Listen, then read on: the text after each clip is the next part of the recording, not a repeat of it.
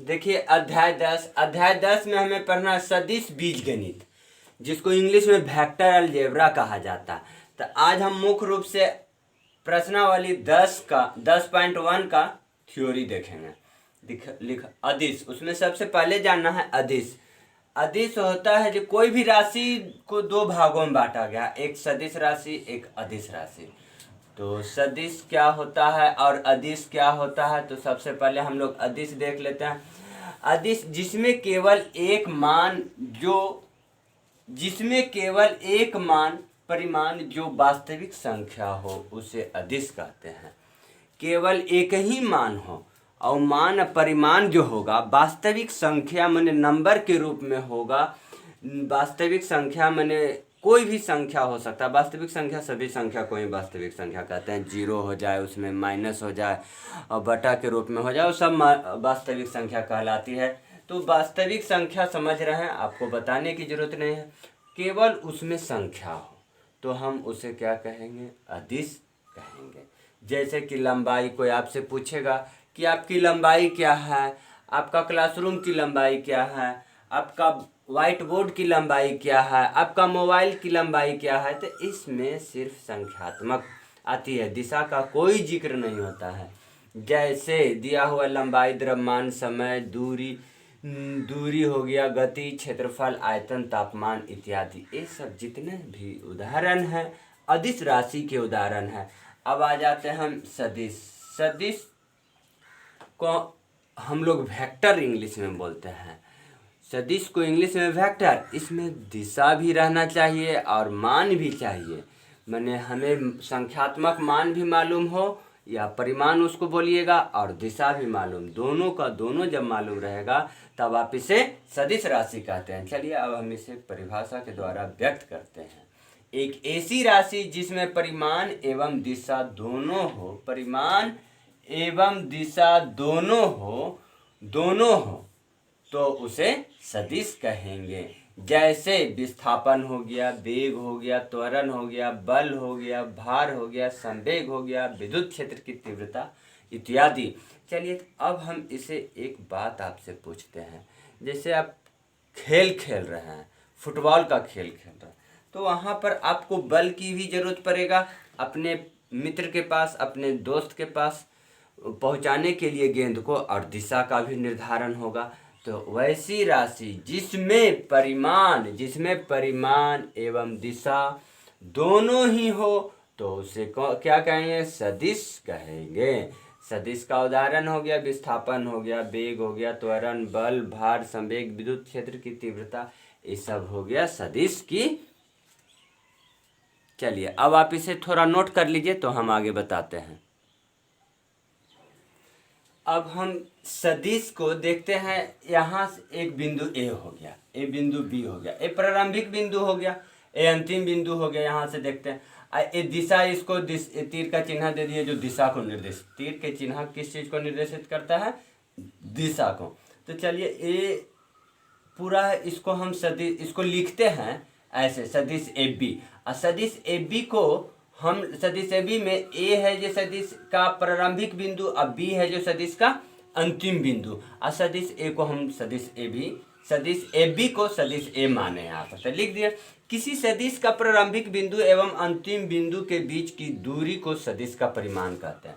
प्रारंभिक दूरी और अंतिम बिंदु के बीच की दूरी, पूरा दूरी को नहीं, उस सदिश का हम लोग उसका परिमाण कहते हैं। और सदिश के परिमाण को मापांक ऑफ सदिश ए बी, इसको पढ़ते हैं मापांक ऑफ सदिश ए बी, या मॉड ऑफ सदिश ए बी पढ़ते हैं, या उसको छोटा ए सदिश माने तो उसको लिखे मापांक ऑफ सदिश ए से सूचित किया जाता है।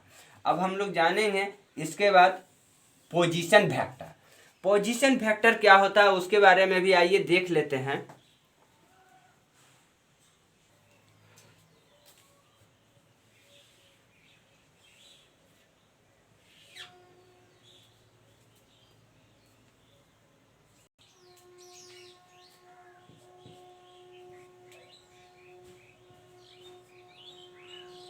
एक बिंदु P ले लेते हैं।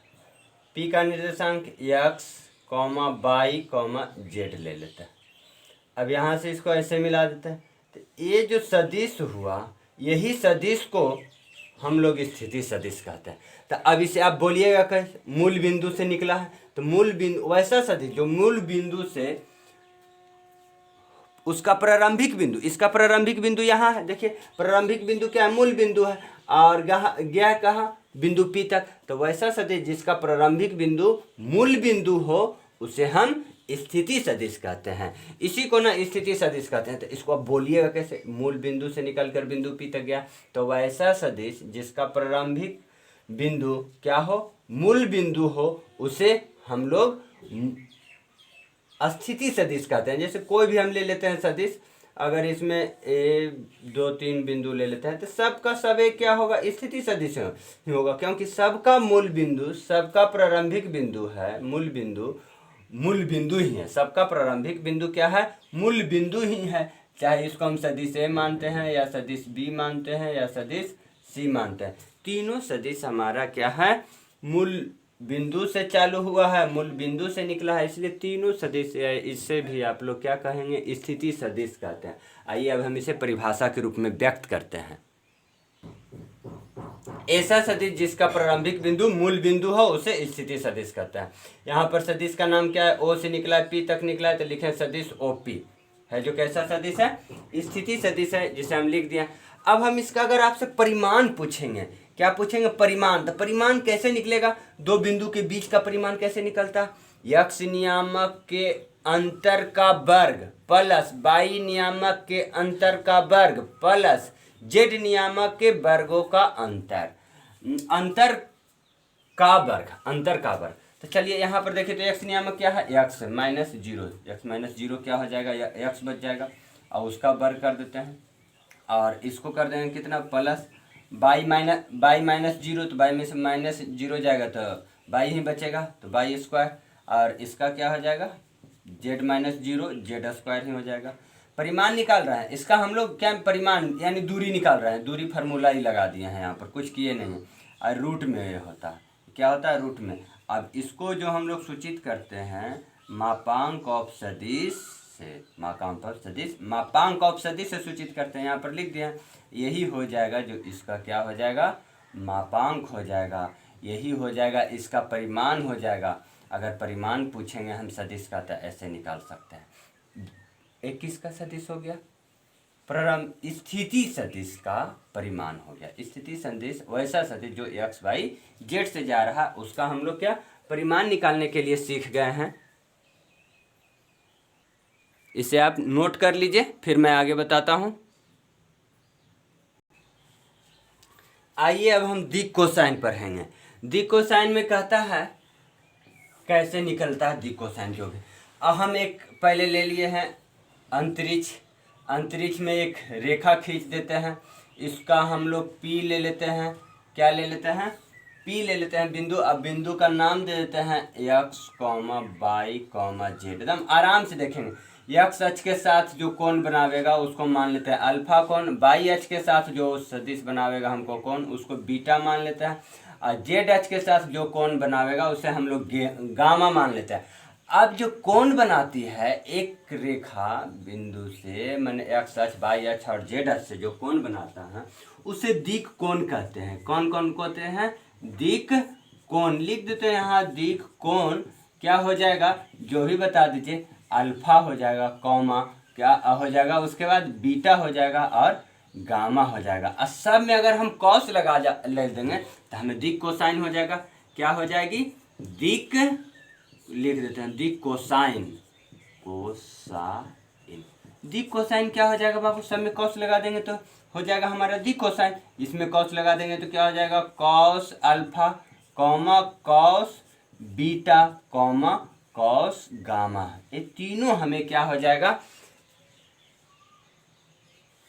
कोसाइन, दिक् कोसाइन। और दिक् कोसाइन में एक संबंध होता है जो हम आप लोगों को अभी बता देना चाहते हैं, होता है cos square alpha, cos square alpha plus cos square beta plus cos square gamma, सब के बराबर एक होता है। ये आप ध्यान में रखिएगा, दिक् कोसाइन के वर्गों का योग होता है जो एक होता है, दिक् कोसाइन के वर्गों का योग कितना होता है, एक होता है।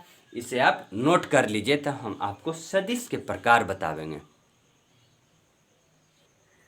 सदिशों के प्रकार, टाइप्स ऑफ वेक्टर अब पढ़ेंगे। शून्य सदिश को इंग्लिश में जीरो वेक्टर या नल वेक्टर कहते हैं। तो वैसा सदिश जिसका प्रारंभिक बिंदु और अंतिम बिंदु, जैसे अगर यहाँ से कोई चला है और यहीं से घूमकर फिर यहीं पर आ जाता, तो उसका जो प्रारंभिक बिंदु और अंतिम बिंदु दोनों एक ही हो जाता।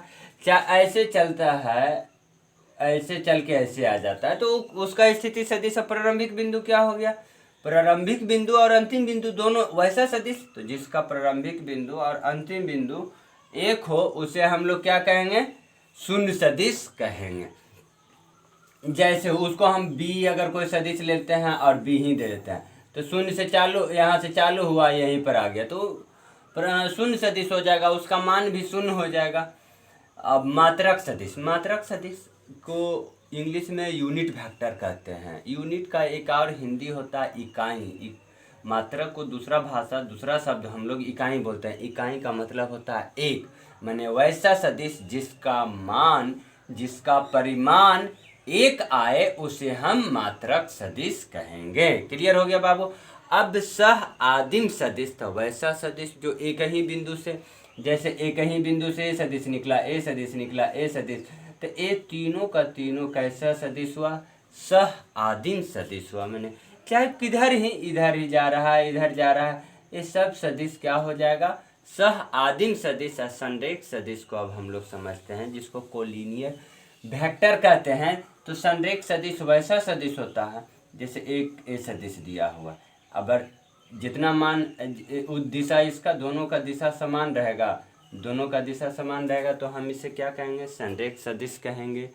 संरेख सदिश यही होता है। अब समान सदिश, समान सदिश में दिशा तो समान रहेगा और परिमाण भी दोनों का, जैसे इसका मान, इसका परिमाण और इसका परिमाण, दोनों का परिमाण हमें क्या रहना चाहिए, समान रहेगा, तो हम लोग उसे कहेंगे समान सदिश। माने समान होना चाहिए, दिशा भी समान होना चाहिए और परिमाण भी समान होना चाहिए, तो हम कहेंगे समान सदिश। और ऋणात्मक सदिश किसे कहते हैं, निगेटिव ऑफ ए वेक्टर, उसे जैसे एक सदिश ए ले लेते हैं, सदिश एफ बी ले लेते हैं।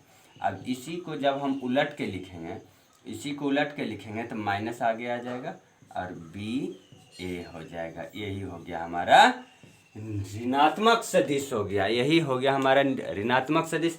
अब सबको बारी बारी से विशेष रूप से परिभाषित कैसे करेंगे, परिभाषा के रूप में लिखकर हम लोग समझते हैं। इतना आप नोट कर लीजिए पहले। शून्य सदिश, जीरो नल सदिश, हम लोग एक ऐसा सदिश जिसका प्रारंभिक बिंदु और अंतिम बिंदु संपाती हो, उसे शून्य सदिश हम पहले ही जान चुके हैं, उसे लिख दिए। सदिश ए से चालू हुआ है, ए तक गया है, तो सदिश बी से चालू होता है, तो सदिश बी।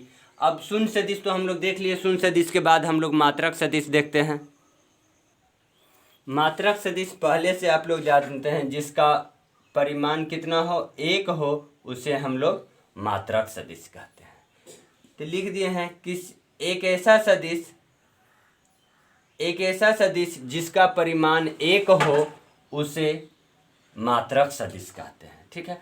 अब कोई भी मात्रक सदिश हम आपको देते हैं, कोई भी अगर ए सदिश है, अगर ए मात्रक सदिश अगर उसी के अनुकूल हो गया, तो उसे हम लोग कैप ए से सूचित करते हैं, कैप ए से सूचित करते हैं। यहाँ पर हम उसको भाषा के रूप में भी लिख दिए हैं, किसी दिए हुए सदिश ए की दिशा में मात्रक सदिश को कैप ए से सूचित करते हैं। चलिए अब आगे बढ़ते हैं। सह आदिम सदिश क्या होता है, तो सह आदिम सदिश, तो यहाँ पर फिगर देख रहे हैं, फिगर बना दिए हैं, तो क्या आप फिगर से बता सकते हैं, एक ही बिंदु से ढेर सारा सदिश गया है, कोई भी दिशा में जा रहा है, एक ही बिंदु से जा रहा है, तो एक बिंदु से दो या दो से अधिक सदिश जा रहा है, तो उसे हम सह आदिम सदिश कहेंगे। देखिए भाषा के रूप में लिख देते हैं, दो या दो से अधिक सदिश जिसका एक ही प्रारंभिक बिंदु हो, उसे सह आदिम सदिश कहते हैं। चलिए अब इसे नोट कर लीजिए, तो आगे हम बताते हैं। संरेख सदिश को लीनियर वेक्टर, दो या दो से अधिक सदिश एक ही रेखा के जब समानांतर होगा तो उसे संरेख सदिश कहते हैं। दो या दो से अधिक सदिश एक ही रेखा के अगर समानांतर है, एक ही रेखा के समानांतर है, तो हम क्या कहेंगे, वो जो सदिश है, संरेख सदिश है। अब हम लोग आ जाते हैं समानांतर सदिश, समान सदिश। समान सदिश को इंग्लिश में इक्वल वेक्टर कहते हैं। तो वैसा सदिश जिसका परिमाण और दिशा दोनों बराबर हो, परिमाण और दिशा दोनों बराबर हो, तो हम उस सदिश को कह देंगे समान सदिश। लिख दिया। वैसे सदिश जिसका परिमाण और दिशा दोनों ही समान हो तो उसे समान सदिश कहते हैं। असमान सदिश है तो अगर कोई सदिश ए है और सदिश बी है, दोनों समान सदिश है, तो ये तो दिशा समान होंगे और इसका मान भी बराबर होगा, तो उसे ऐसे लिखेंगे।